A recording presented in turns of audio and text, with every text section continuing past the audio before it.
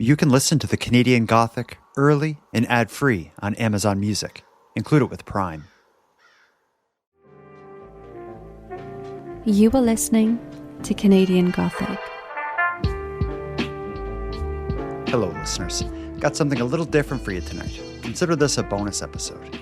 We're going to be joined by Graeme and Kait of True North True Crime Podcast, along with my regular collaborator, Madelayne Klein, for a wide-ranging conversation about our podcasting experiences in 2025. Together, we're going to reflect on the trends we noticed across the true crime space. We'll share the cases that stuck with us long after the episodes were released, and we'll talk about the stories that sparked the strongest reaction from our listeners. So grab a seat, pour a drink, and join Graeme, Kait, Madelayne, and myself as we unpack 2025.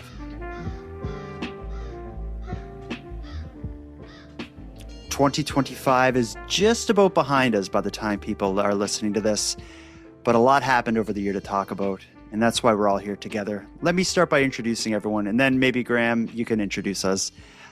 Madelayne and I are joined by Graeme and Kait of True North True Crime, and we're excited to wrap up 2025 with you. Now you can introduce us, Graeme. Hello, everyone. Tonight we are joined by Jordan Bonaparte of the Canadian Gothic podcast, as well as Madelayne Klein.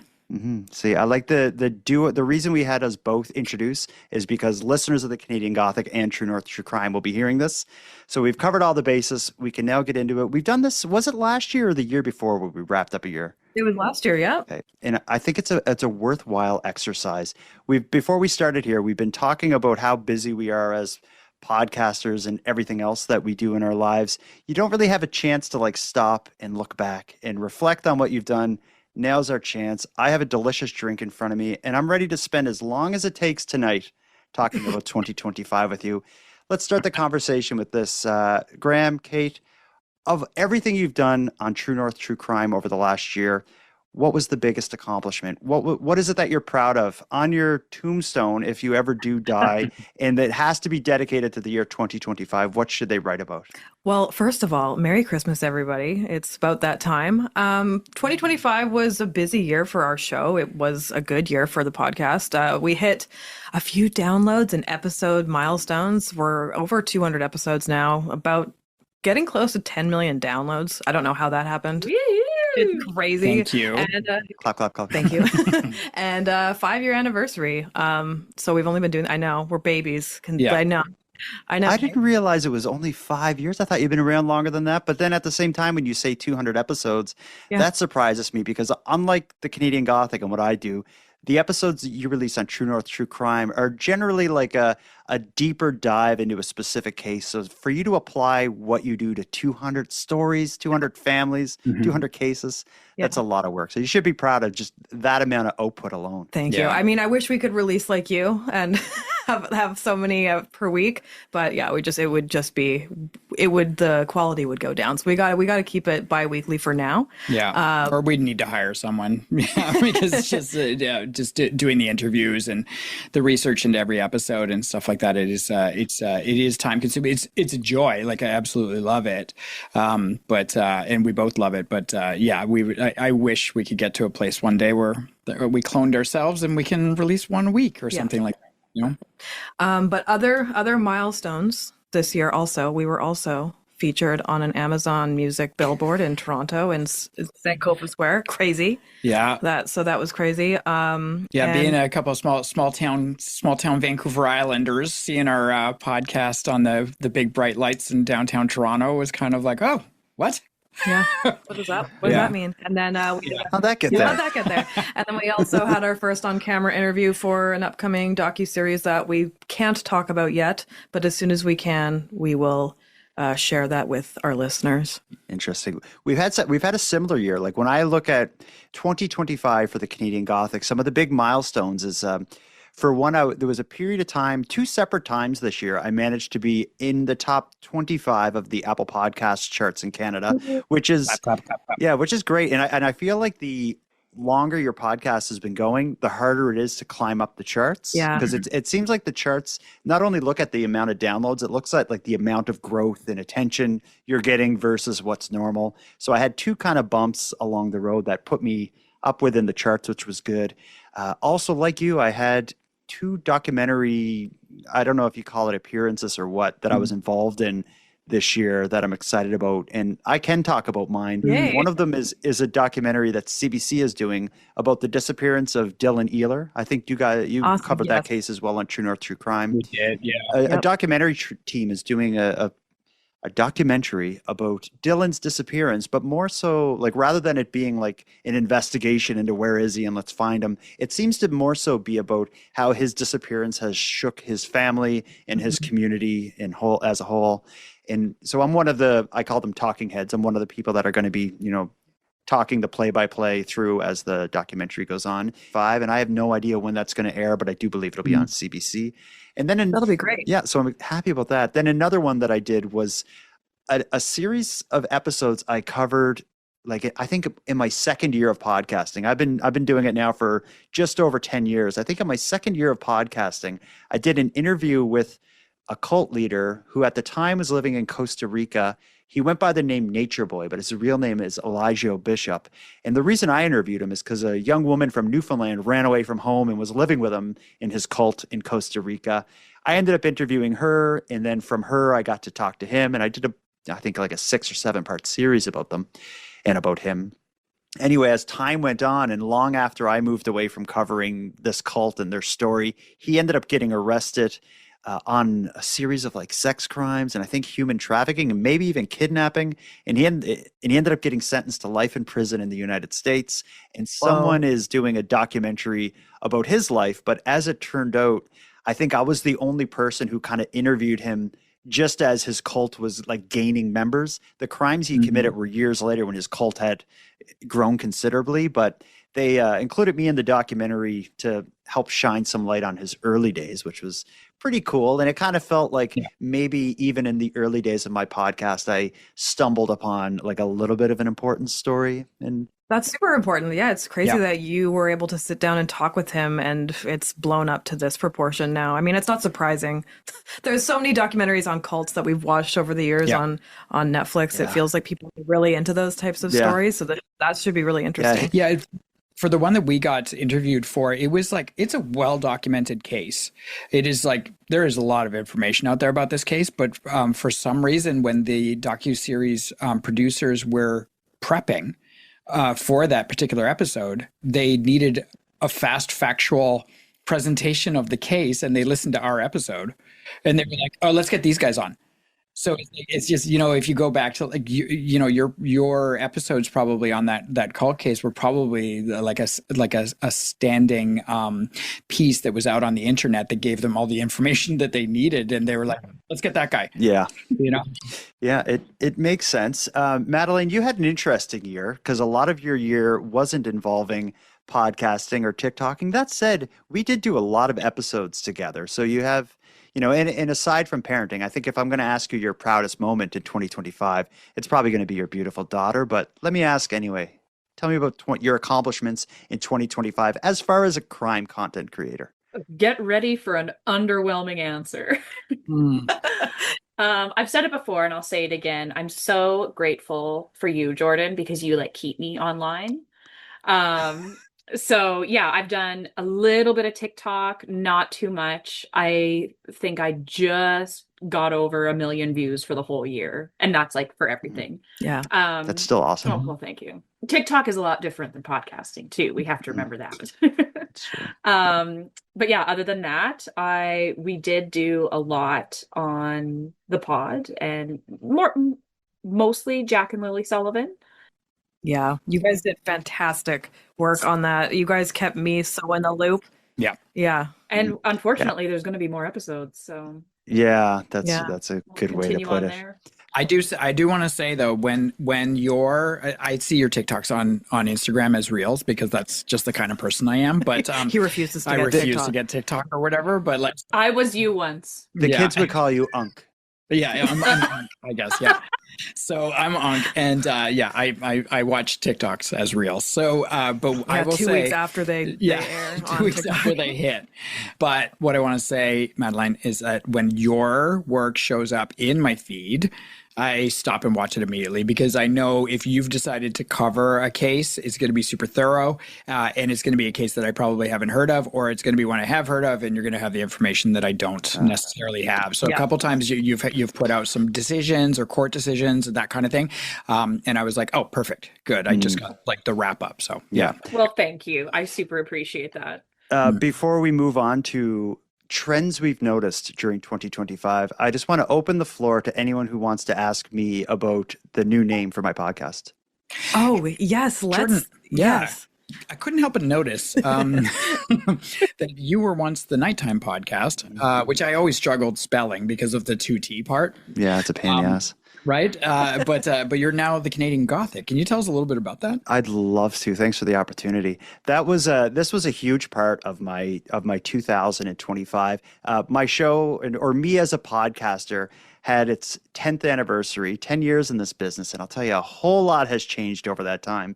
But one thing that has changed is the power that a good name affords you. When I first started podcasting, it was like there was so few true crime podcasts, and the ones that were there, they generally didn't have like a name that said what they covered. So there was, for example, the Generation Y podcast or Sword and Scale podcast or something like Truth and Justice.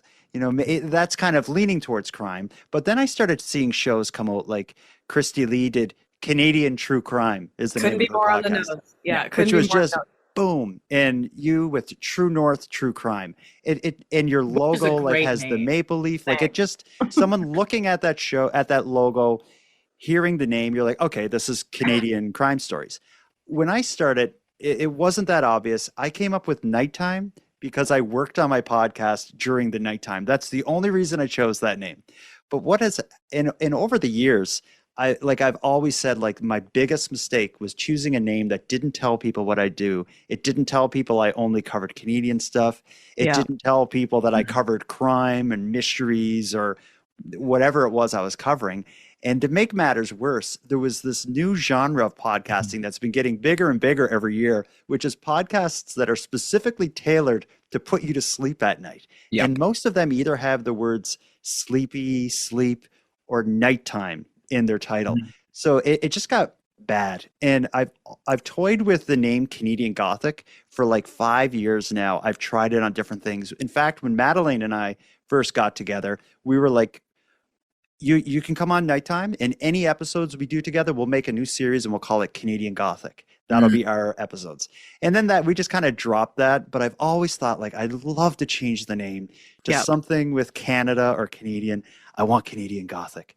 Anyway, the 10th, which is also a great name. I love it. Like, great name. Yeah. And then when the 10th anniversary of then Nighttime Podcast came up, I thought, like, now's the time to shake it up and do something different.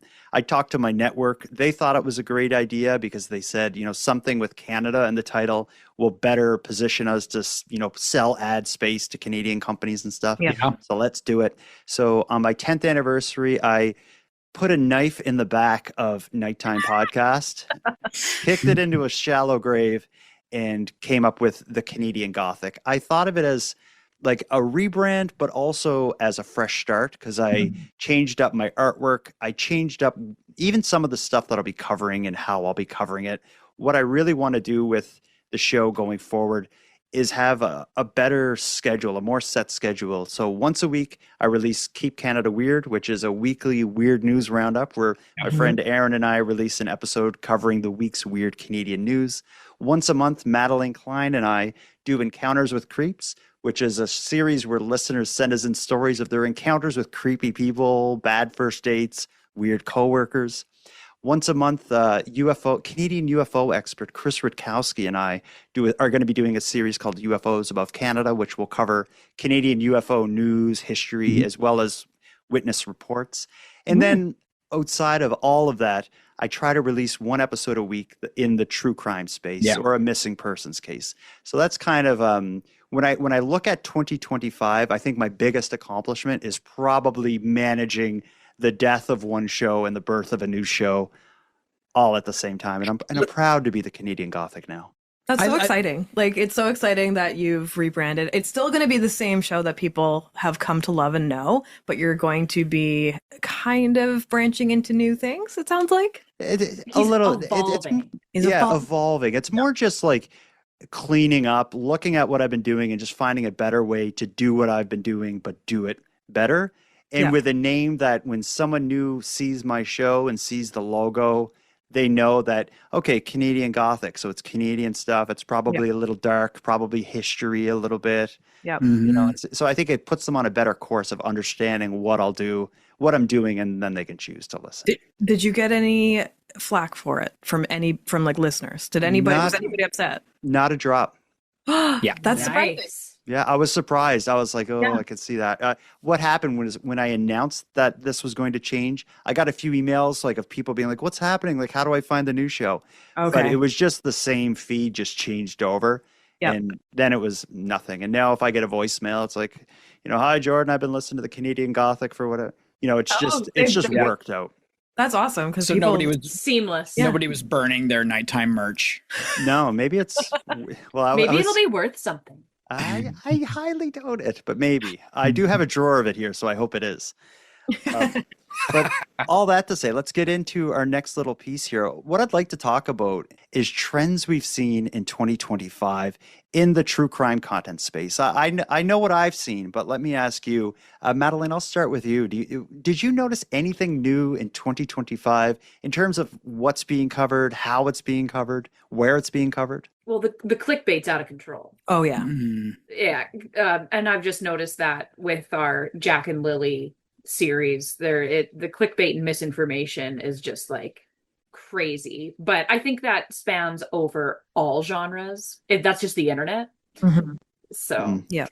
I blame a lot of the social media networks for allowing clickbait to exist and proliferate the way it does. But it is out of control with crime, just like fake headlines with AI generated nonsense photos to make it look real to someone to the untrained eye. What about you, Kait? What have you noticed in 2025? I'll let Graeme take this because I personally didn't really notice a lot in 2025 other than the podcast space feeling a little bit crowded, but it's a nice word. a little bit, but I mean, I'm still very happy to podcast, and I do believe that there's still a future in podcasting. But everybody and their dog has a podcast. But I think that's been the case for a while. And there's a lot of video podcasting too, which is like, huge. Which is an interesting kind of foray. But like, I just love the audio. I love the audio medium, like it's just something special about it. And I don't think I'd want to change that and move into a sort of an audio video type hybrid or something like that. But who knows what the future will hold. But what I've noticed this year, and maybe you guys have noticed it too, is that some larger media companies, Canadian ones, are coming into the true crime podcast space with bigger marketing budgets and full research teams. So it's interesting, and I will acknowledge that one or two of those podcasts were advertised on our podcast, and it's just kind of like interesting to me that like we started our podcast as an indie podcast. We remain an independent podcast. We have worked very hard for every download and listener that we get to have. But then all of a sudden these big media conglomerates can come into the space and just like advertise. We didn't ruin everything. We didn't advertise. We just kept on putting out content going, please listen, and people found us, and we're super grateful that we, like everybody here in this, in this conversation, we all did it organically, without the big money behind it. And so it's just kind of interesting to see that. We'll call those Nepo podcasts. Yeah. Oh, I do want to say, and like while I'm on it, is that I have noticed a trend too, and just in general in podcasting, that when the large podcast platforms throw a ton of money at a superstar, those podcasts don't really last. Yeah. They don't have the staying everyone power. has a podcast. Yeah. Well, and I think you need to draw someone in. You can't just exist. Well, and I think people also completely misunderstand the amount of work that goes into a podcast. They think, oh, I'm just going to show up for an hour a week and just shoot the shit with so-and-so, and then it'll just exist. But then they don't realize the amount of, like if you're doing true crime, it should be well researched. Yeah. There should be a degree of effort that goes into it. But I mean, for the comedy podcasts and stuff, those are incredibly they can just talk. easy to it's great. But I'm talking about But even just the audio background of it, like 100%. you can't just sit down and make a podcast. No. So much goes into it. Yeah. And I think when you talk about like the big networks and stuff getting into it, especially with true crime, what it seems that they want to do is like a multi-part series, like 8 episodes covering whatever case, and then they go away for 6 or 8 months and then come back with the next season of 6 or 8 episodes. The difference is what we can do, where we're working for ourselves and doing it all the time, is we're just forever rolling this ball down the hill, releasing 1 or 2 episodes a month and slowly growing it. So people may check out their show, but they stick with our show, because it's hard to grow a community around your show if you just release 6 episodes about one case and then go away for 6 months. And I think the people that are paid to do it can't do what we do, because no one's going to pay them to make an episode or 2 or 3 or 4 a month and forever go on social media and chat with people and make this group and all this sort of stuff. It's just, it would be too expensive, and the investment wouldn't pay off for such a long period of time, because it takes so long to grow your show.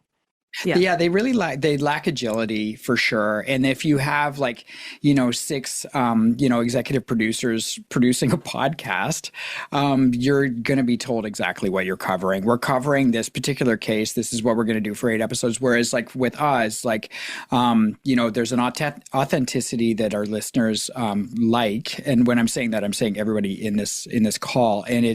But also when something like Jack and Lily Sullivan occurs, you can pivot and you can start covering that breaking case, right? Or, if we're in the middle of researching a historic case, because that's just what ended up on our lap, but then all of a sudden a family reaches out to us and it's urgent, then we can pivot and we can do that. Whereas the larger brands, they don't have that pivot space at all. And they're not going to be they're going to be about a year or 2 behind. Yeah, I've found that many times. And that's one thing I love about what I do, is if something big happens, it can be, Madelayne and I are emailing or texting back and forth about the case as it's happening.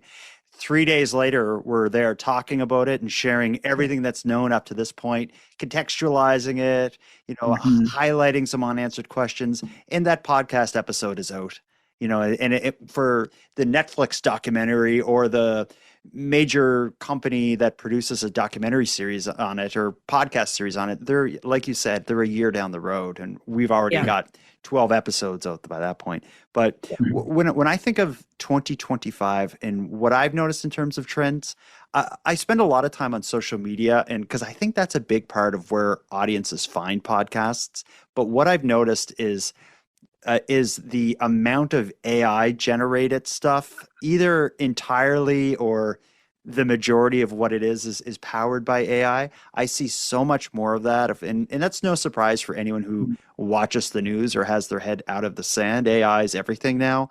But I find in true crime content or any kind of storytelling, it's so quick and easy for someone to just get ChatGPT to spit out a script about whatever Wikipedia article you want to cover.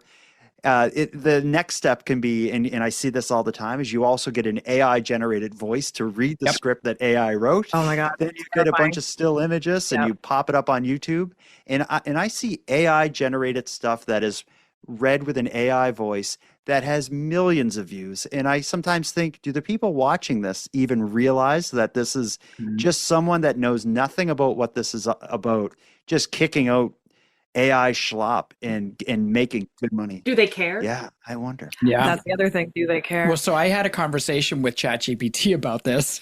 Oh, did you? Yeah, I was like, let me guess, ChatGPT supported this sort of thing. Chat actually reassured me that, because, I'm terrified. Like, things change on the internet very quickly. And it's like, we have, love for this podcast that we do. And I'm like, are we going to get replaced by AI voices and AI research? And Chat AI reassured me that people will still seek out authenticity. I hope so. Thank you, Chat. The robot told me not to worry about the robots. I've heard some really scary stuff. And one thing that I heard is I have a family member who's a university student. And in one of their technology courses, their professor gave them some kind of like, it was some assignment or some document they had to read for some assignment. And he said, it's really boring to listen to or to read this. So what you do is use this app and you upload this, PDF into the app, and you can choose what style of hosts you want and whether it's comedy or whatever. And it'll just generate a podcast and you can listen to it on your way home. And so said family member took this essay they had to read or whatever for school, and took them 2 seconds, and they had an audio file.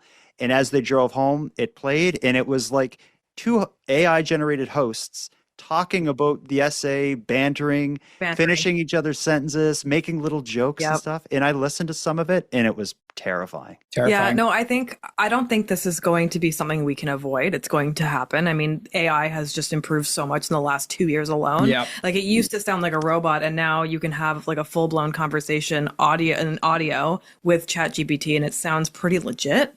Yeah, I guess Graeme was so worried about AI that he turned to AI for support. Yeah. Well, I have no other friend. If you can't beat them, join them. Yeah, exactly. I will say, like, I mean, there's use for it. I mean, of course there is. Like, it wouldn't be as big as it is if people didn't find it useful. I find it useful when I'm like, hey, can you rephrase this for me? Or, just, is there a different way I can say this? Or, but it gets fact checking wrong a lot of the time. Yeah. A lot. It just does. Yeah. And I think that audience members that we all share are going to continue seeking out our human-made shows because they know that's what I know. Fingers crossed, right? Yeah. But yeah, I mean, there's AI music out there that people legitimately listen to. That and many don't realize it's AI generated. But you know what AI can't do, just like the major networks creating podcasts and stuff can't do, is they can't form and nurture and sustain a community. Yeah. And I think that's the one thing that will, if anything, keeps us alive. In terms of podcasting, it's going to be our ability to like interact with the audience both on and off the show and through the show. I think that's what's going to be the difference, because AI will do a great job of telling you a story in a silo, but it will have a harder time connecting it all together. The ones that I'm actually seeing and I hate to say this because I do have a lot of friends in the television commercial space, like actors and stuff who I know who have made really great money over the years as a commercial actor. I know producers, writers, editors, casting in those things.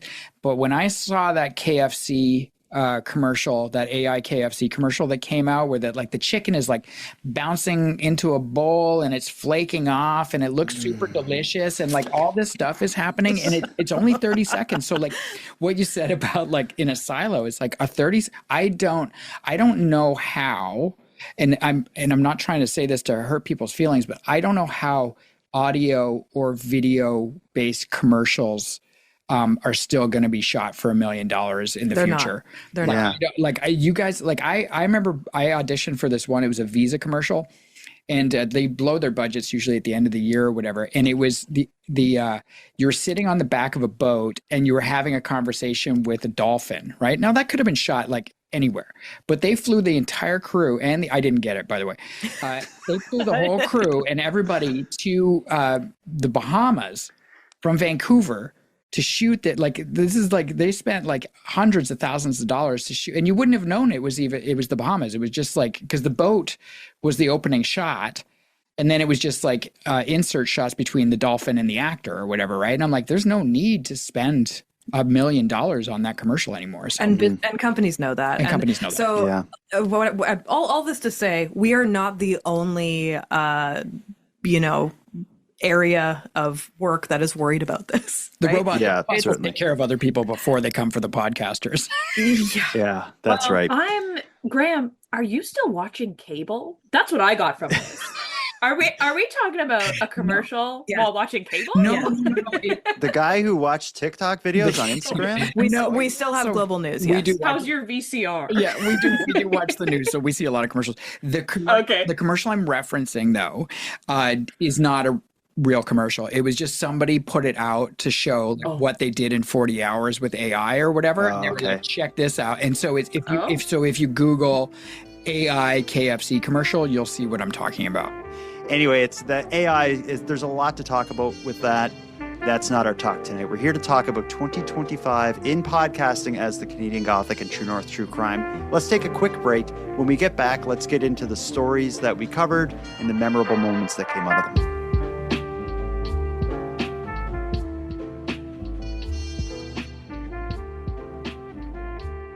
True North True Crime, just a rough estimate. How many episodes do you think you put out in 2025? We do bi-weekly, so I would say like 21 and a half. No. He's thinking. No, I would say like No, 30. it's a 26 plus bonus episode or Apple content as well. So that's another 12. So 38, 39. Okay. Yeah. You guys got to get to work. I bet you I did 85 to 95 is probably what. Please don't ask me this question. Well, Madelayne, probably a third of mine had you on them. So you do a lot of True. podcasts. The thing is I do all the editing, and you got to start doing this. The hard part is the editing. Nobody knows that. I just show up. Yeah. Easy. Exactly. Of everything you've covered, what for True North True Crime, what is the most notable case in terms of like sticking with you-ness? What story is it from this year is the one where that really stuck with you for one reason or another? Yeah, I think we both have one that we want to talk about. Is that right? Yeah, so go ahead. I'll go through ours. It was kind of the most listened to for our listeners and kind of the one that got the most attention, which was the Kiera Agnew episode. For anybody who needs a quick recap, I can run through kind of the very bullet point. Well, I really know nothing about this story. Oh, perfect. Great. It's probably something from Western Canada if I know nothing about it. It's kind of from both ends because she had family in New Brunswick and she's from Dawson Creek.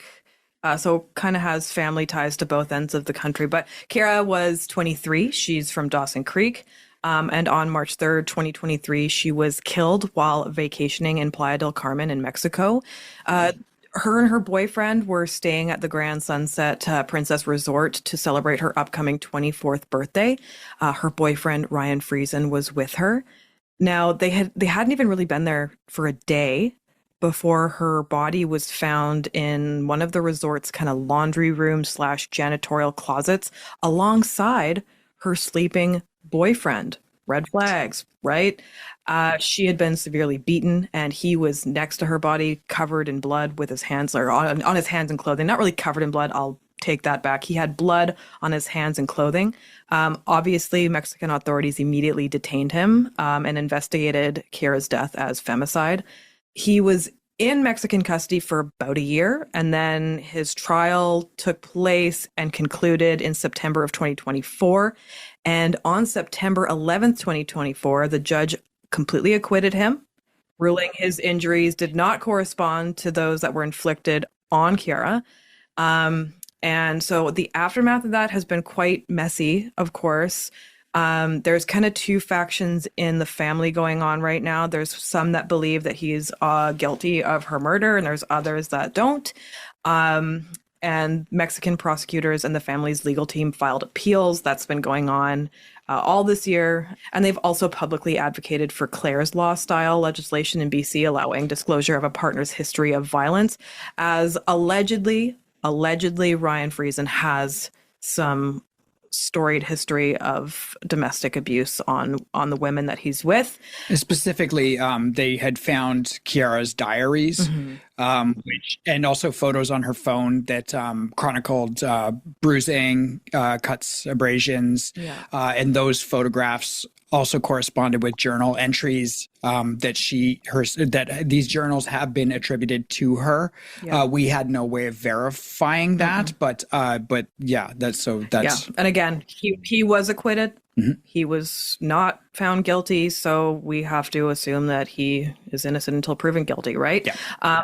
But by September 2025, some of her family members stated that they no longer believed that he was responsible, while other members of her family continue to seek justice and question that acquittal. So, and they're fighting very publicly on Facebook. Yeah. So okay. So it sounds like a tragic story, certainly a dark story. a big mystery, like to add in like it happened in Mexico at this resort, to add in, there's these diaries and stuff like it. I can see why it would be so fascinating for people to dive into. For sure. What about that case made it one of your most notable? I think there's just a lot of online discourse around that case just because it has so many things that people lock into, right? Domestic violence, awful. It happens far too often in this country and around the world. And then just the injustice that I think a lot of people are feeling around this, the fact that he was acquitted when a lot of people would argue that there was a decent amount of evidence to prove or, This was a 6-day trial. Too, by the way. Yeah, it was very It took fast. place entirely in Spanish. So her family was at a disadvantage quite a bit. But one of the things the judge said was there was multiple sets of DNA found at the scene. And this was a janitor's closet. Okay. So, and then the judge also stated that the injuries to his fists did not match the impact to her body. And the coroner stated that the injuries that she had sustained to her head and body looked like a car accident. Yeah. Okay. She was very severely beaten. And you can see photos of his hands in the police photos after his arrest. And obviously they do look somewhat beaten up. But I guess their argument was that if he inflicted the kind of damage that Kira had, his hands would be much worse. Wow. Okay. When I think of mine on Canadian Gothic, I'm in Halifax. One of the stories that we covered this year out of Halifax that has just been on my mind ever since we covered it is the story of Elliot Chorney. You and I did it together, Madelayne. If you're unfamiliar, Elliot Chorney is a 19-year-old woman who was involved in an unprovoked stabbing of a 6-year-old boy at a bus stop in downtown Halifax. When this happened, it was very big news, and the online discourse surrounding it was wild. Like, people wanted to see her lynched afterwards. And the facts of the case are pretty simple. It seemed like Elliot Chorney approached this kid who was sitting waiting for the bus with the kid's parents. Without saying a word, she started stabbing the kid. Luckily, people were able to protect the kid. Some people who were there were able to hold Elliot down and keep her pinned until the police came and took her. The kid, very little is known. Of course, a publication ban prevents any of the child's information from being put out there. But what is known is that the kid did survive this. But aside from that, there's like nothing known about the child. And I think what makes the story stick with me is I saw the initial reports outlining those facts, as we just mentioned, which makes Elliot sound like an absolute monster, of course. Seeing the online discourse that was, why isn't she put to death? People need to lynch her. And then finding Elliot's online footprint. Elliot had wrote prolifically on, I think it was like 4chan, where she almost used it as her diary. And she was just writing and writing seemingly to no one, but when you read what she was writing, it was very clear that this was someone who was seriously unwell mentally and seemed to have been looking for support for years without any result. And it all leads up to this stabbing. After Madelayne and I together discussed the actual events surrounding the stabbing, we managed to connect with Elliot's mom, who agreed to come on the show and tell us about the steps she has taken to try to prevent something like this from happening. And this is steps she has been taken since Elliot was like 12 years old. The story she told of just beating her head against the wall, trying to prevent something like this from finally happening, it was just heartbreaking. And it really, I've known that in Canada, we don't do a great job treating mental illness. I knew that as a fact, but hearing Elliot's story as told by her mother just made it so clear how large the cracks are that you can fall through. And that how when someone falls through those cracks, it doesn't just affect that person, it affects society as a whole. And, Elliot's case, that really stuck with me. And it's one as well, something we'll talk about later, is what we look forward to in 2026. I'm really looking forward to the eventual trial that Elliot will be a part of that is in its early stages now. But I think they're gonna plead not criminally responsible. Yeah, 100%. but they're going to have to prove it, and it's going to be interesting for sure. I don't know how public it'll be, because certainly there'll be publication bans against probably revealing any of her medical history, but certainly about the victim. So I think it's going to be complicated, but yeah, I would be surprised, and I haven't heard of this case. You're telling me the story for the first time, but I wouldn't be surprised if they didn't do a publication ban around the medical history, because it's going to be the defense's entire case. yeah. And just to give a sense of what she was dealing with, Elliot, I said she was writing prolifically on 4chan. A lot of what she was writing about was she had this belief that people would judge her based on the way she moved, the way she walked, but she wanted to go for walks. But she thought that if people saw her walking and seeing the way her legs would move, they would sexualize her. So she was writing on 4chan being like, if there's anyone out there who can just accompany me on walks, I want to leave the shelter I'm living in and go for a walk, but I need like someone to take me because I'm scared to go out there. Weird. I believe it was like a couple months before the random stabbing, she actually tried to jump off a bridge in Halifax with the plan of landing on her feet to break her legs, in hopes that it kind of would reset whatever she saw as, unsavory about the way her body moved. And so that it just gives a sense of what she was dealing with, but it's so much worse than that. And if you listen to that episode, it's on the Canadian Gothic covering Elliot Chorney. It's a heartbreaking story. I'm gonna go listen to that. That's like fascinating, and I'm gonna say a polarizing thing. Okay, so everybody buckle up. Seatbelt on. Don't get us in trouble. Well, if there was ever a case for involuntary treatment, that sounds like a person that maybe could have been given better opportunities somewhere where they were under care. Yeah. I'm glad you said that, because Saskatchewan just passed a law that you can now involuntarily commit someone. I don't know if commit's the right word. BC is slowly as well. We actually just changed the youth one in BC, which was super archaic, but essentially like once a kid turned 14, your parents were taken out of the equation. So, so you're trying to, if a parent was trying to get help for drugs or alcohol or mental health for their kid, after the age of 14, they were told like, there's nothing you can do about it. Which is horrific. It was all because kids' choice. Well, if you think about when schizophrenia usually comes out in people, it usually is late teens, early 20s. Yeah. And I mean, not to say that everyone with schizophrenia needs to be involuntarily committed, because that's absolutely not what I'm saying. Yeah. But in cases like this one, I believe that it should have been on the table. Earlier intervention helped. Yeah. And one detail of the case that I didn't mention is I think it was weeks before the stabbing, Elliot was taken to the hospital.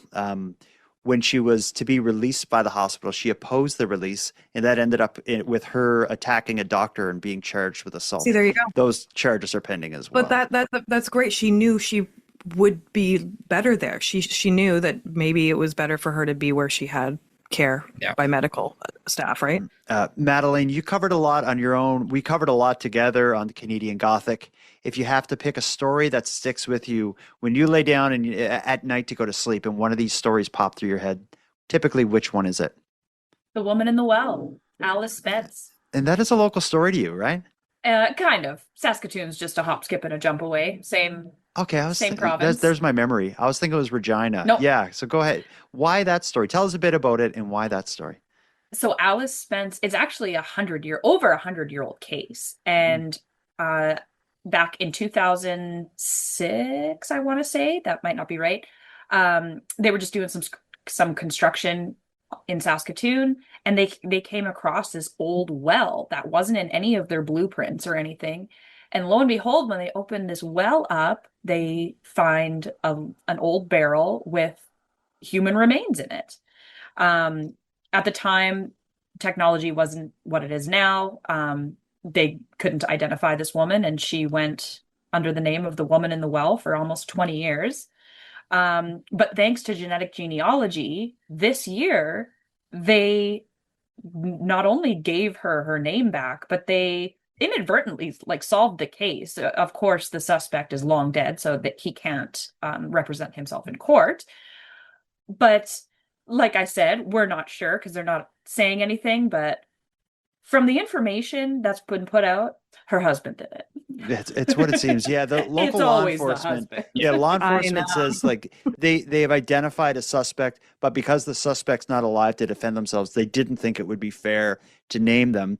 But when they did reveal all the information of how they figured out who she was, they see like on the census, like it's her and I think her husband and their kid. Yeah. And then in the next sentence, or in the next census, it's like her husband and the kid living alone. Then in the next with a census, housekeeper. yeah, and then the housekeeper Oh. moves in, and yeah, it's like, oh, Yeah, and then there's record in between those years, which they think it's between 1916 and 1919 is when she would have been killed. But between or from 1918 to 1919, there was like a mysterious house fire, and Ooh. yeah, it's all very interesting, and it's just like an over 100-year-old case finally getting solved because of Did they find her family? they did. Did they find family? They Oh, did. That's so great. And she's got a great grandchild still around. Unfortunately, the woman that was talking said her grandmother, who would have been Alice Spence's daughter, she said like she never talked about her family. So like she's got no information, and they thought it was a scam when they were first contacted. They were like, this doesn't sound right. But yeah, lo and behold. Yeah, that was a wild one. And it was just what I like about that is the evolution of DNA testing and the ability to use like genealogical DNA to solve cases. That we've all seen cases where that has been used to solve them, but just for it being applied to something that this mysterious as this woman in the well. Yeah, that was a fascinating one to cover. What about cases that generated the most feedback from our listeners? For me, it would be pretty easy. Madelayne and I together did, I think, a 14-part series covering the disappearance of Jack and Lily Sullivan. Jack and Lily Sullivan are a 4- and 6-year-old siblings who went missing in Nova Scotia on the 2nd of May. Madelayne and I recorded our first episode covering the disappearance like 5 days, I think, after they went missing.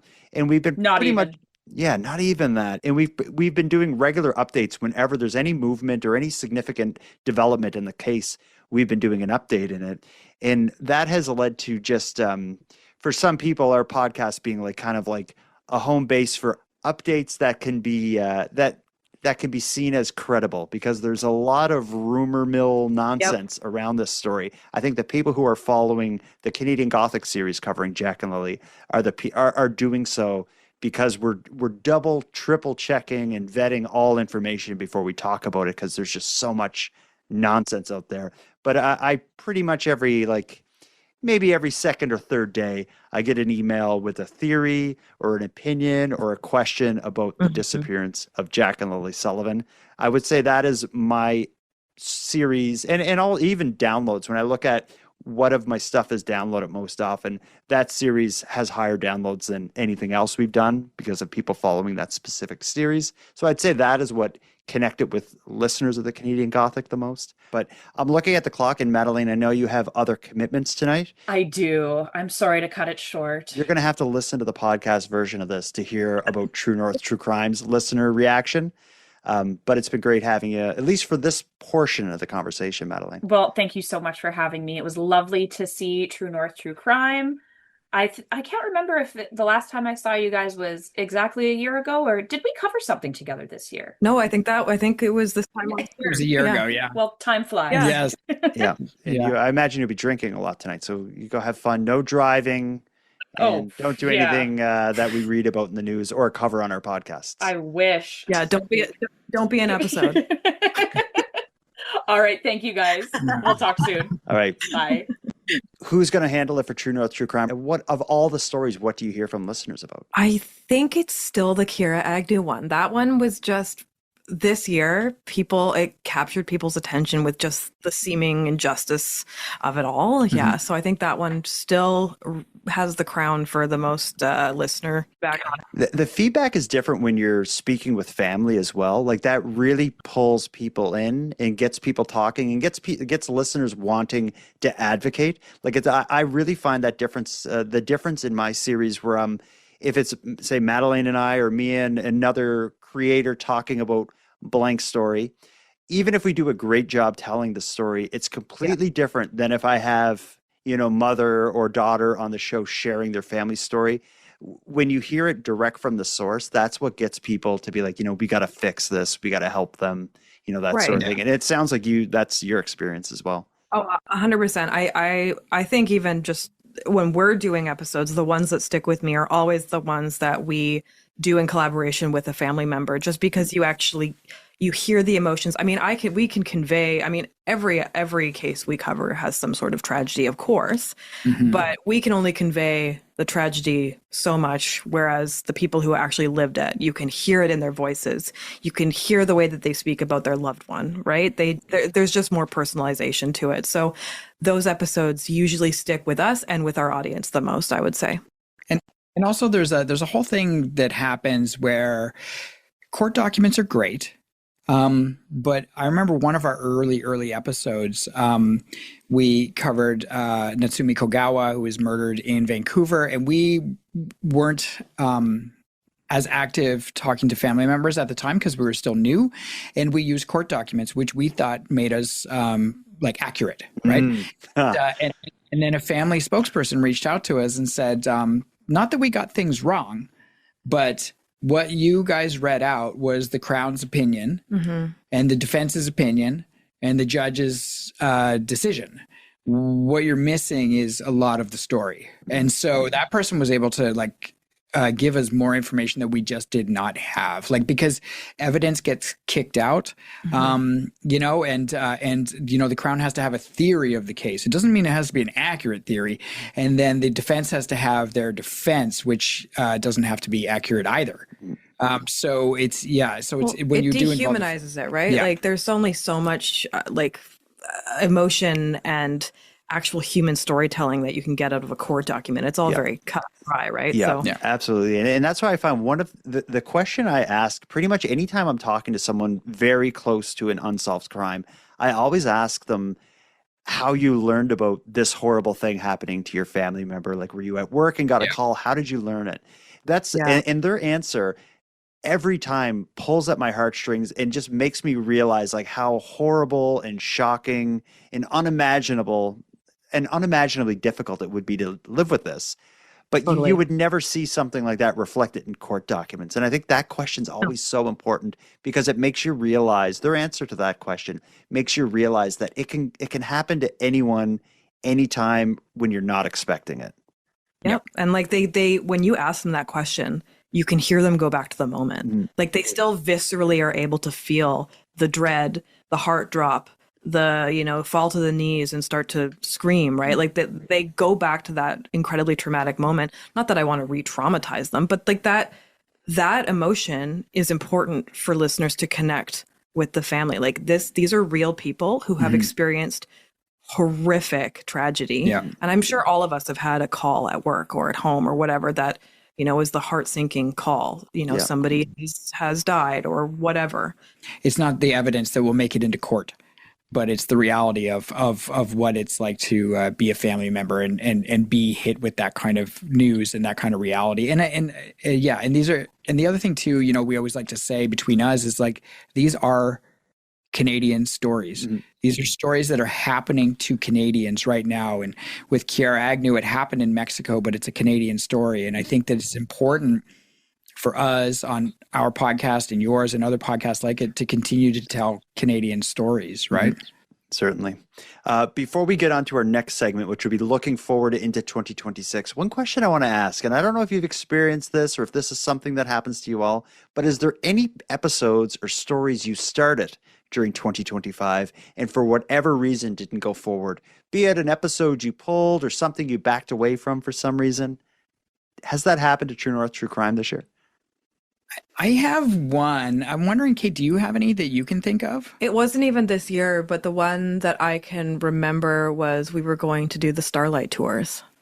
Right. And I can't remember why we decided not to. I think we wanted to make it more of a series. What is Starlight Tours?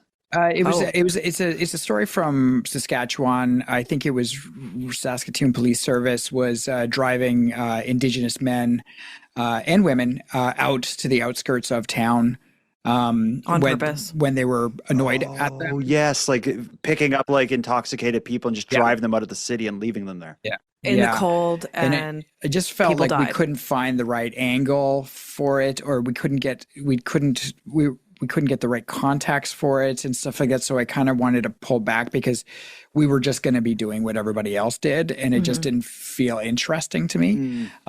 But the one that really... Well, it's interesting. It's just I wanted a family contact. Like I wanted... Yeah. Because, on our show, we always want to talk to somebody attached to the case if we can. So I think we were waiting for somebody whose family member had been one of those individuals or knew of somebody or something like that. Yeah, and that's what I meant by not interesting. Not that I was just talking from a storytelling perspective as to finding the right angle. Not that the story doesn't need to be told, but it has been done by... Yeah, without that person, without that connection to it, there's not a lot there to talk about it. Like it's awful that they're doing it. You can have like, news reports of it having happened, but yeah, I can see what you mean. And I can understand why you've been like, I need the right story. I need the right voice to tell this story.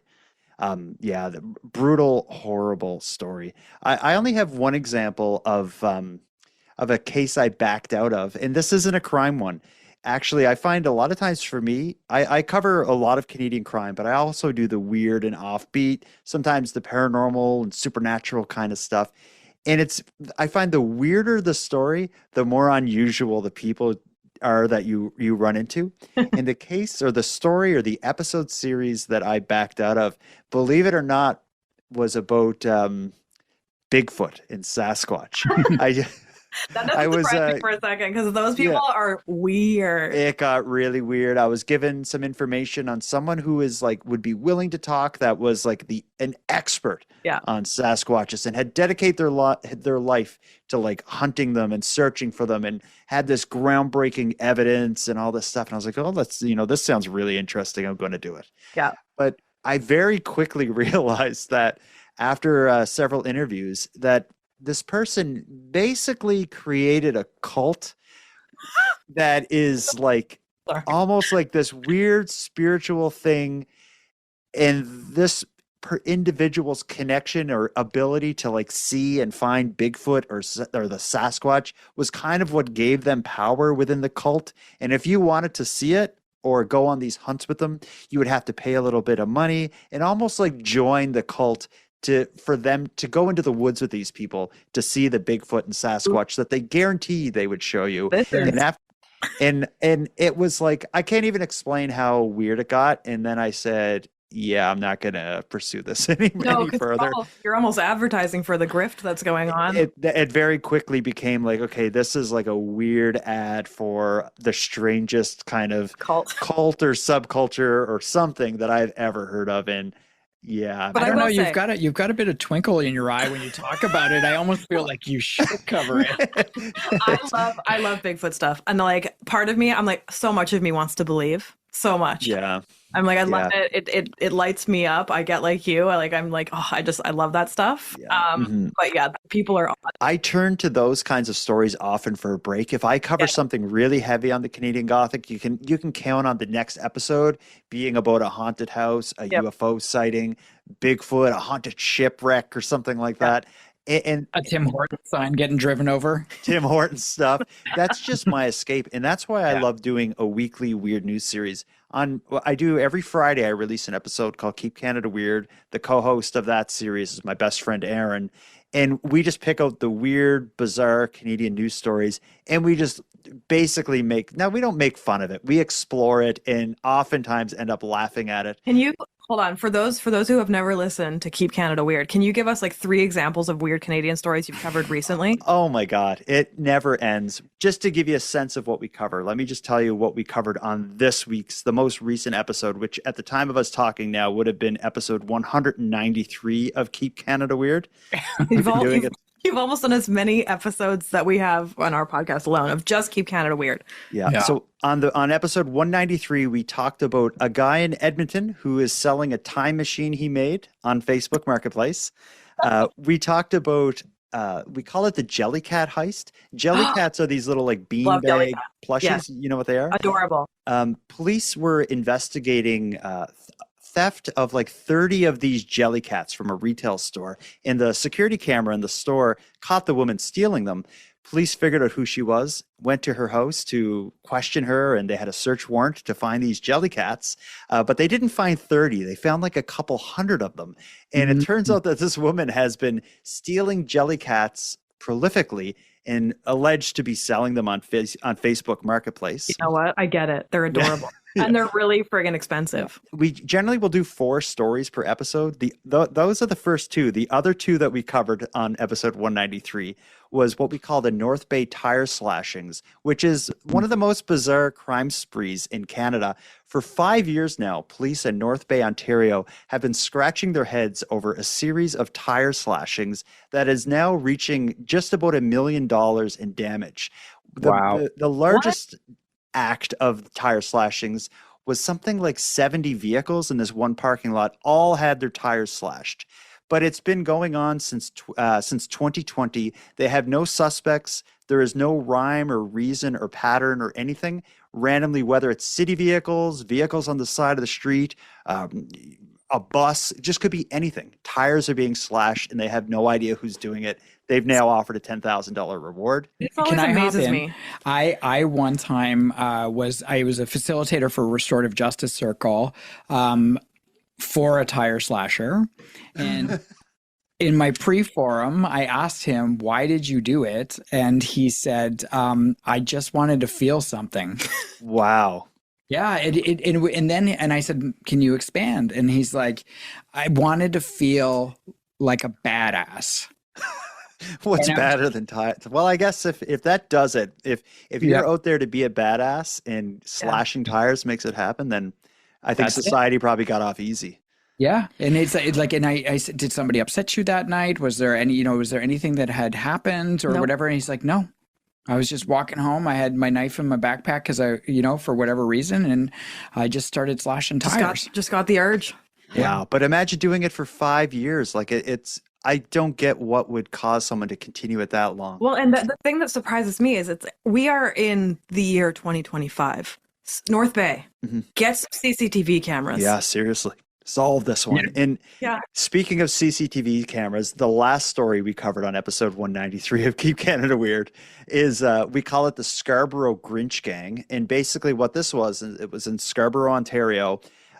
This family had a collection of like large inflatable Santa Claus and the reindeer and all that stuff on their front lawn. And it was kind of a thing. Like every year they would add more, bigger, and the neighborhood kids would come and see the big inflatable Santa Claus and stuff on this guy's front lawn. But just last week, his security camera, his Ring video doorbell, captured I think it was an Audi, drives up to the house and stops on the street. 3 guys with masks on jump out of the car. They have knives and hammers, and they just run up to the inflatables, butcher them, jump back in the Audi, and take off. And now the hunt is a hunt for who this gang is. But it's not kids. It's like adults. So the best theory we could come up with is maybe some neighbor was just annoyed by the sight of this and like hired hitmen to come take the inflatables out. But I literally just said to Graeme today, he's like, we just bought our first house. And he's like, can we get inflatables? And I'm like, they're tacky and I hate them. But how much do you hate them? Yeah. If you've ever been close to them, they have a little motor that runs to fill the things with air, and it can be annoying. So my theory in this case was it's probably a neighbor who just was sick of the sound of like 16 like motors running 24 hours a day with a bunch of kids like screaming at the Santa Claus, and he just paid someone to take care of it. And or like couldn't stare at all of them deflated on the lawn every other day. With like leaves on it and water building up. But anyway, all that to say is Keep Canada Weird. We do that every week, every Friday, and it is such an escape from missing person and stuff. And and I love doing it. Even if no one listened, I'd still be doing that. But yeah, it's fun. So it's good. It's a little break. And for anybody who has inflatables out there, I'm kidding. Merry Christmas. Have your inflatables. Have your inflatables. I'm on board with inflatables. I'm on board with giant animatronics from Home Depot. Like, if you have the spare cash to like put a 14-foot talking skeleton in front of your house at Halloween, then Go for I'm it. like, go for it. Like, for it. get an 18-foot. Anything that like, makes the kids happy and find your brings Christmas joy, spirit. find your bliss, and if it's an inflatable Grinch or Santa on your lawn, then go for it. Power Or to ya. Minions, go for it. Let's use this opportunity to take our final break. When we get back, let's talk a little bit about what we're going to do, what we're looking forward to, what we're going to be watching for in 2026. So 2026 is upon us. When most people are listening to this, 2020, they're probably just about to hang up the new calendar for 2026 in their kitchen. When I think of what I'm going to do differently or what I'm going to focus on, my plan is just to keep consistent, keep things scheduled. The only thing I think I'm going to maybe try doing differently is exploring a bit more shorter form content. And when I say that, I don't mean 3-minute long episodes. I mean 20-minute episodes. Not reduce what I do now from an hour, which my typical episodes are, down to 20, but just do additional stories in 20-minute episodes. Yeah, that don't have substance for 60 minutes, right? Yeah, I wanted to do more of that. And I find a lot of the podcasts that I listen to are a half hour long, but I've always done about an hour long. And I'm going to keep doing that, but I'm not going to be afraid in 2026 to try some more shorter stuff. Yeah, I think that's a great goal. What about you guys? Yeah, I think it's kind of the same idea, is just the consistency. We've been consistent since day one. We release every 2 weeks, and we like that. We want listeners to know when they can expect from us and what they can expect. I think that it's interesting. I find that at the beginning of the year, we are good with our schedule. We are months in advance. We've got interviews, we've got everything going on, because our episodes take a little while to put together. I'd like to be more efficient at that. But then I find by November or October, November, we're in a panic. Yeah. It's just and it's not that we're putting together things quickly. It's just that I feel like we've run out of runway by the end of the year for some reason. But you know what? I just want to hop in there. I don't mind that, because whenever we have something pre-recorded, if anything else happens in that case, I'm like, oh shoot. Now That's we an have to issue. add something for sure, right? So I actually don't mind being maybe a month out from release dates, but Graeme and I differ on. Yeah, I like to be prepared. I love when I'm ahead of the game. Yes. It just makes me just relax. And the other thing too is because we have jobs, and we're going to be moving in February. We've got a whole bunch of things that are life happens, this, and all of a sudden you're the podcast, you can easily be sent sort of thrown off kilter because of real life happens. And it's a horrible feeling too. Because I don't want to disappoint anybody. I curl up in bed and I listen to Case File before bed. That's my thing. And and he goes on long breaks, and I'm always what am I going to do without Casey right now? Yeah. What do I do? What do I listen to? So I don't want to give people that feeling. If you guys fall asleep listening to us, I want to be there for you. Yeah, it's true. It's true. And then for my anxiety levels, I just like to stay ahead of the game just in case something happens. Then at least there's an episode coming out, and we're sticking to our commitment. Yeah. But this is all to say that we have stuff lined up for 2026. We're going to be speaking to Bailey McCourt's family. It's another big kind of domestic violence case that's been unfolding here in BC. There's a lot of moving parts around this one, but a private members bill was made by a Conservative MP that actually on its second reading got unanimous votes in the House, which doesn't happen for private members bills, and it certainly doesn't happen from an opposition MP. So we're hopeful that there is going to be a bill that comes out which is going to be named after Bailey. Yeah, that's going to be sort of real focal point of the beginning of next year for us, is working on that episode and getting that one out. Wow, our process is so different, because for me, if I'm a week ahead, that's a really big deal. Usually when I'm done an episode, when I start an episode, I generally don't work on anything else till I'm done the episode. And once I finish the episode, it's usually 2 or 3 days before it's released. I'm always releasing And I what like I just that. did. Well, it's I like that. It's a different workflow, but it's also a different style of show. The style that you do wouldn't work with my scheduling style. I think in early days, I used to do a bit more along the style that you did, which was a bit more like, I called it like audio documentary style rather than more discussion based. And I was, maybe 2 episodes a month is what I used to do. And I, just like you, I kind of worked a month out doing the episodes like a month in advance sort of thing. But over the years, it just evolved to be the way it is now for a variety of reasons that nobody has the time to listen to me explain. Well, you can be a little bit more agile. You can report on breaking news. Yeah. You can do all of these things, which like over the years, him and I have discussed like, hey, like, do you want to kind of maybe release like 20-minute episodes of people who are currently missing that we can't do a full episode on, but maybe just like a PSA, hey, this week missing, or whatever. We've had ideas over the years. And we have been doing the conversation type ones too, where we've interviewed. We have one. It's going to be Crime Stoppers Awareness Month in January, so we've got an episode coming out, which is a conversation with the president of BC Crime Stoppers. Oh, cool. We've interviewed cadaver canine teams. We've interviewed search and rescue people. We've interviewed retired detectives. Like, so we are doing more conversational style ones too, but they are primarily on the Apple subscription, the TNTC Plus. But yeah, I mean, we are enjoying those more conversational ones, although I've got to work on my conversation skills. I forget. I'm so used to doing a scripted podcast that I get excited about the topic, and then I interrupt Kate too much, and then the listeners let me know that I did that. And then you two get in a fight, and it's a different it's a different skill, and it's also a different style of telling a story through a discussion. But for me, what a lot of it came back to is when I did my audio documentary style, I was a solo host, so it was hard to tell a story without someone else to kind of assist in that. When you guys do it, it's the two of you telling it, so it feels different. Yeah, for sure. And I just felt like it was hard to connect with listeners if it was just me telling a story and playing a little bit of like interviews and stuff within that. I always thought, like, if I had a co-host, this would work out. This would be better. We have built-in co-hosting because we got married. Yeah, it's a good way to do it.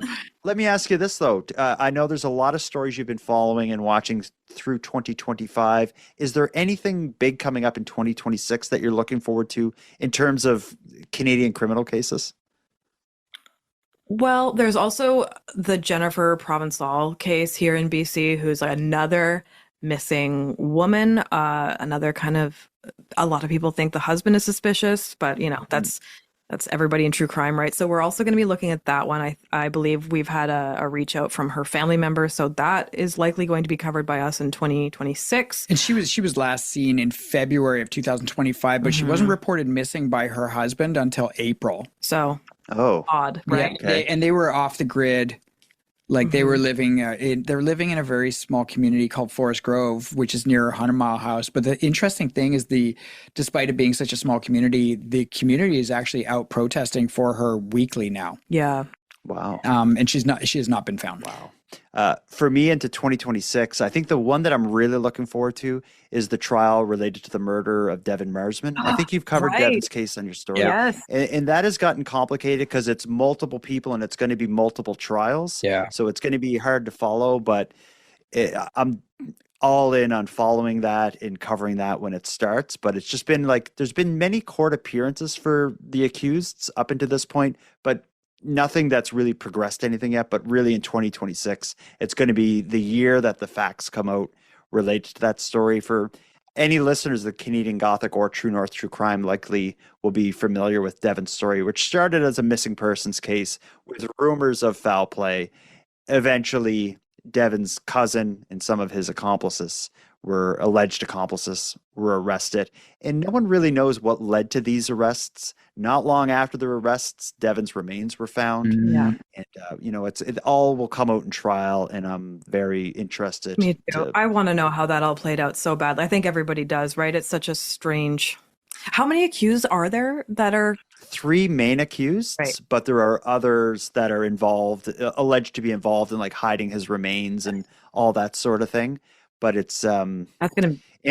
And rumor has it that there will be more before everything starts rolling. So it seems like it's a moving target at this point. And now is the time to start making deals. Absolutely. And I'm sure a lot is happening behind the scenes. And the other story, of course, that I'm really following, we've talked about it at the beginning here, is the disappearance of Jack and Lily Sullivan.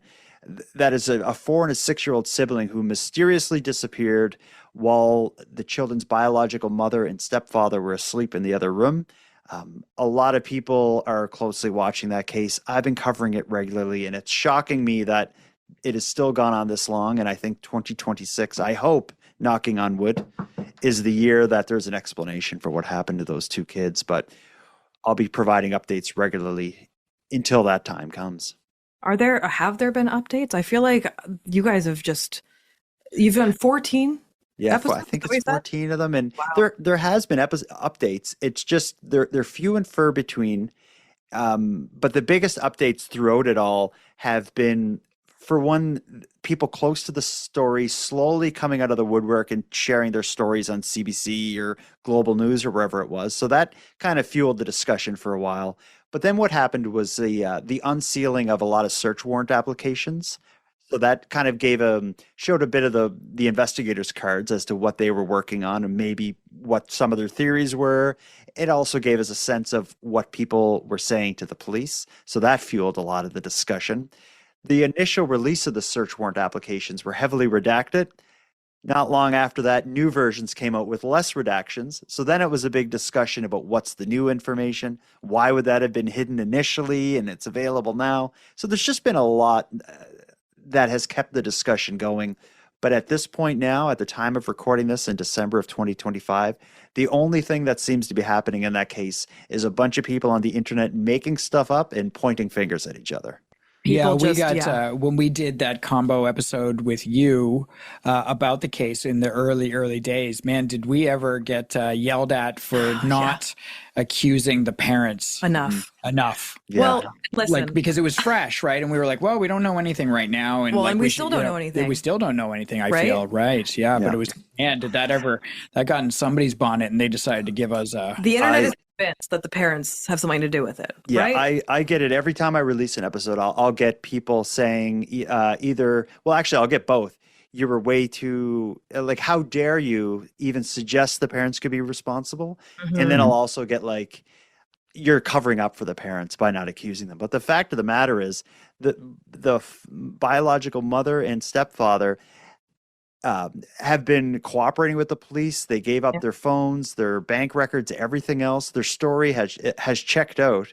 But that all said, a lot of people still have a problem with the disappearance of these 2 kids. Makes no sense. And the last people, the people that were there really were the mother, the stepfather, and the stepfather's mom were the 3 people on the property when the kids went missing. So they're the 3 suspects in the eyes of the public. I really hope the police know more than that, though. Me too. I mean, I get it. People want an answer, right? They want a nice little bow on top of the mystery. Yeah. So I hear you. And I think that people just want to find these kids, get an answer to. Yeah, it's just absolutely tragic. It's rare. We had talked about it before, where it's one child goes missing. That happens. Unfortunately, it doesn't happen a lot in Canada, but it does happen. And but 2 to go missing at the exact same time. Just nothing found. That's the weirdest part. I mean, that there's just been nothing, despite so many searches. Yeah. Well, I think we've gone through a lot. Is there anything else we need to talk about? I could talk all night with you 2. But I don't think that's fair for everybody. Yeah, I think that's it. We've had a great year. Thank you to everybody who's tuned into our show, Jordan's show, Madeleine's various shows, channels. Yeah, and always a pleasure being able to collaborate with you throughout the year, Jordan. And, we just honestly want nothing but happiness and success for our listeners and for you and for our colleagues in the industry. And, we really wish everybody a Merry Christmas, a Happy Holidays, and a Happy New Year. Yeah, and a happy 2026. The world is so dark and it's so tough. We're covering dark and tough stuff, but there is some light and joy out there. And yeah, this time of year is a good time to reflect on that. I'm looking forward to having a week away from everything with my family to just focus on the good stuff. And yeah, when we come back in 2026, we will collab on more. I always enjoy talking to you 2. So let's do it. Let's do it more often in 2026. That's my goal. My new goal, I just decided. Nice. Yeah, there you go. Yeah. Absolutely. We'll see you in 2026.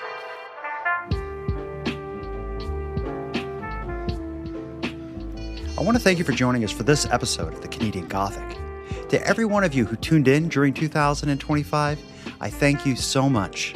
Whether you listened to just one episode, shared the show with some friends, or sent a voice message or comment, it all meant more than you probably realize. These stories can be heavy, and the criticism I get can be sharp, but knowing that you're listening makes it all feel worthwhile. I'm genuinely grateful for the support, the conversations, and the sense of community you've helped build over the past year, and I feel very lucky that you choose to spend time with the Canadian Gothic. I look forward to what we get into in 2026. Now, with all that said, I'm going to start wrapping up this episode, but before we part, I have some more thanks to give out. First, a big thanks to the hosts of True North True Crime, as well as Madelayne Klein, for sharing another evening with me and with you, the listeners of the Canadian Gothic. A big thanks to Monty, Datta, who contributes to the music for the show, and Linz from the Dystopian Simulation podcast, who provides my intro and outro voiceovers. But lastly, and most importantly, a massive thank you to every one of you listening, as without your interest and your support, this show would be as pointless as it would be impossible. And on the topic of support, let me thank the newest subscribers to the premium feed. Sandy, Kendall, and Mary, we appreciate you. And for anyone else who'd like to support the show, you can help us out here in a variety of ways. First of all, the premium feed subscription costs just a couple bucks a month, and that money will fund the creation of new episodes. But the premium feed will also give you those episodes 2 days early, give them to you ad-free, and give you access to a back catalog of episodes. That sounds like something you're interested in? You can go premium at thecanadiangothic.com/subscribe. And even if you don't want to go premium, you can still support the show by sharing this episode on social media, telling some like-minded friends why they should listen. Your support is very much appreciated. And until next time, take care of each other, hug your loved ones tight, and have yourself a Merry Christmas as well as a Happy New Year. Thank you for listening to Canadian Gothic.